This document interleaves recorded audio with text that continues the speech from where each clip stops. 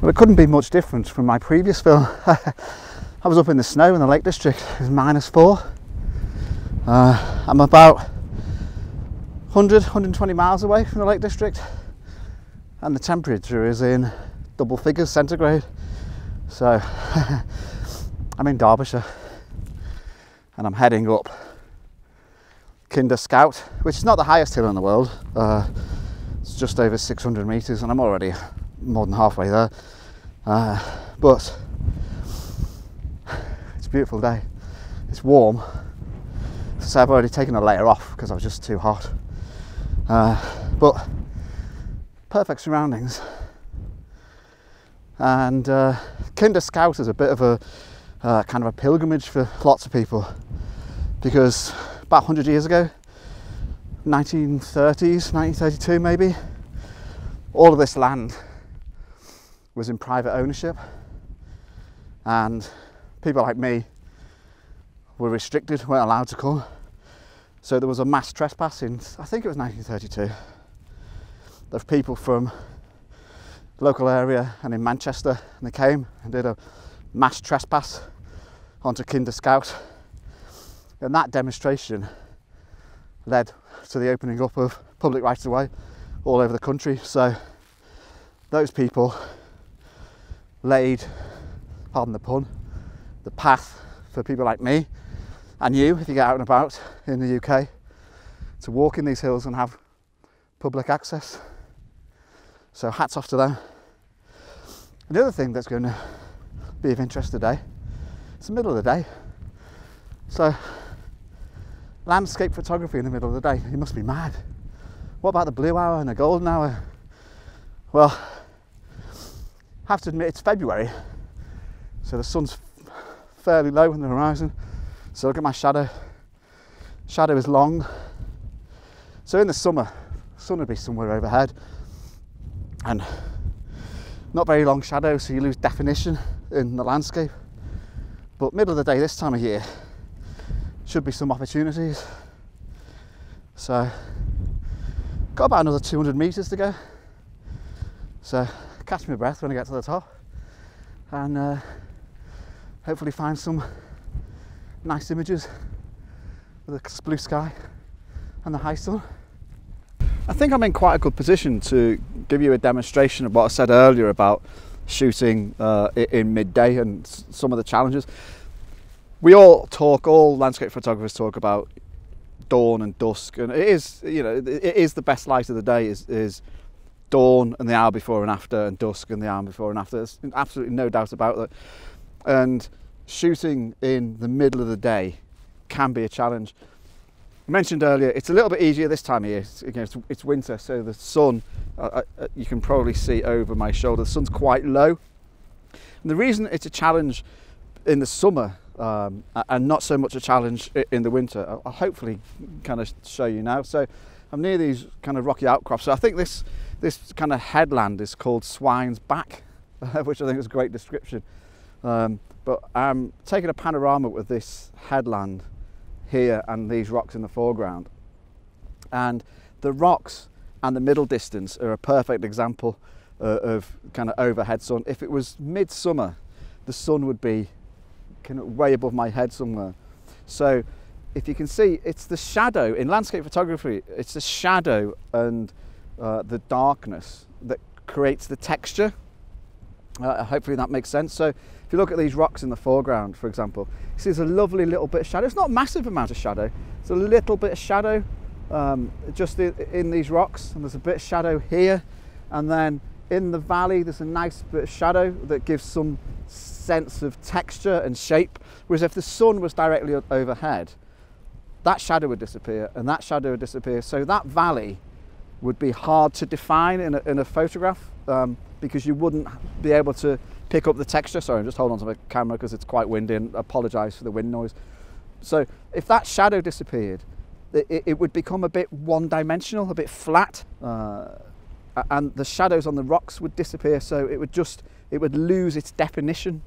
So shooting overhead with the sun directly overhead can be a challenge. So that's why it's preferable to come out when the sun is lower, in kind of obviously morning or evening, or at this time of year when it's lower in the sky anyway, so we're getting a bit of shadow. You know, if you look at my shadow again on the ground, my shadow is much taller than I am, and you know, if you look across, I'm not sure you can pick it up on the GoPro, but there's a wall over there, which you can see because of the shadow. If the sun was directly overhead, all that texture would go and it kind of disappear.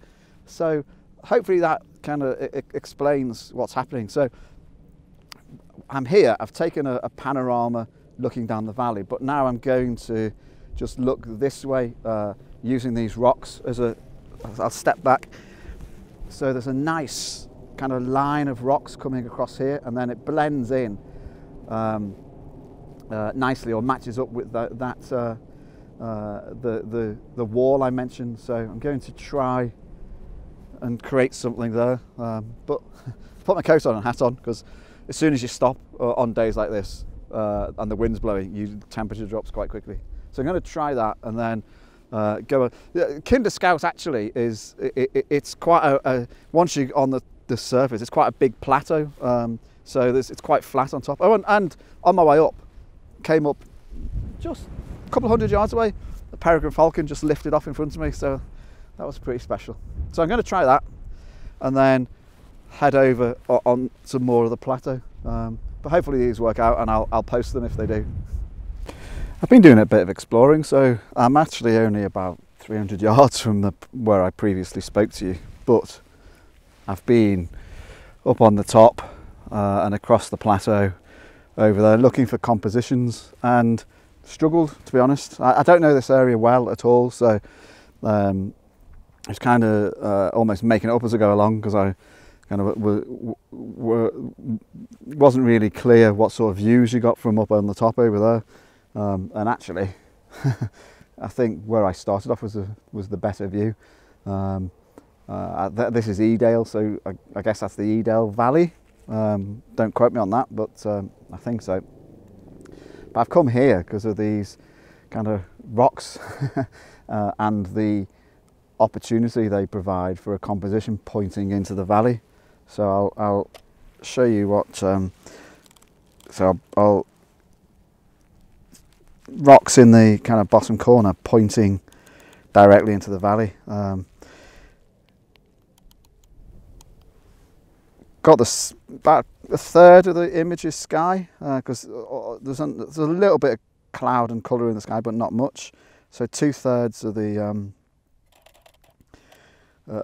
the land and the valley, and you will have heard then I'm bracketing on the basis that the edge of these rocks here is very dark. So I could do an exposure for the valley and an exposure for the rocks, but I just bracketed to give myself a bit of extra leeway. But hopefully now you can see what I was talking about earlier, the shadow. The shadow falling into the valley really gives a sense of depth and definition. So it's a little bit of a cheat, because the sun's probably only 2 hours away from setting, so the sun is relatively low, and you look at my shadow is falling down over there, so it's a long way away. But it isn't that harsh light that you would normally expect of kind of 2:30 in a summer afternoon. So coming out and photographing in the middle of the day in winter is actually sometimes quite a good idea. So I might actually going to see if I could do a selfie. So I've bought my shutter release, so I'm going to set it up, see if I can get out on those rocks and do a selfie of me staring into the distance. But we'll see how that goes. Hopefully it's not a selfie of me falling off. Well, I took my selfie, and if it works out, I'll post it here somewhere. You'll notice one thing, which hopefully a good tip for you. I was wearing a black coat when I was talking to you. I took that off for the selfie because I've got a red top on, because images in the mountains are much more commercially viable if the people in the images are wearing bright colours. Sorry, just negotiate a gate here. So sort that. If I'd kept my black coat on, I've got kind of grey trousers, black coat. not as good as having a red top.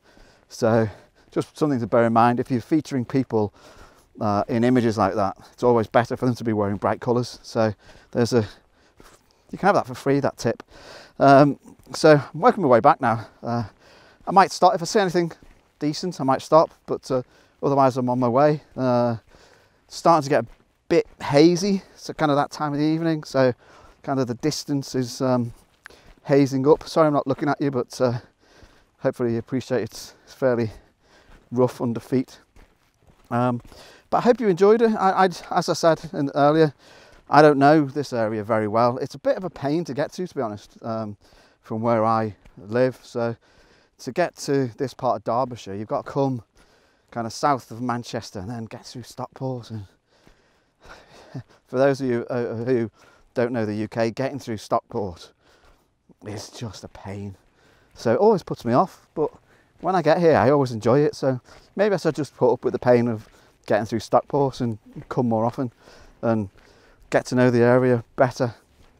But anyway, so I hope you enjoyed the trip to Kinder Scout.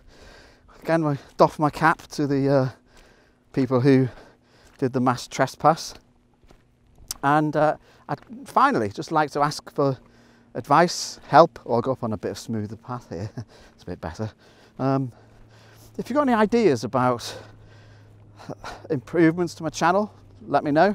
But also, if you've got any ideas about how I can attract more subscribers, because I've had quite a few people recently join and say, oh, I've just found it, and you know, they like the content. Hopefully, kind of they like what I'm doing. Hopefully you like what I'm doing. But I'd love to get kind of more people kind of involved and watching and commenting and kind of build up a kind of real momentum behind it. So if you've got any ideas about how I can get more subscribers, or you know people that would be interested, and kind of pass them on, let them know, I'll appreciate it. So I'm off. Got about a half an hour walk back, maybe 45 minutes, and I'll see you on the very next one.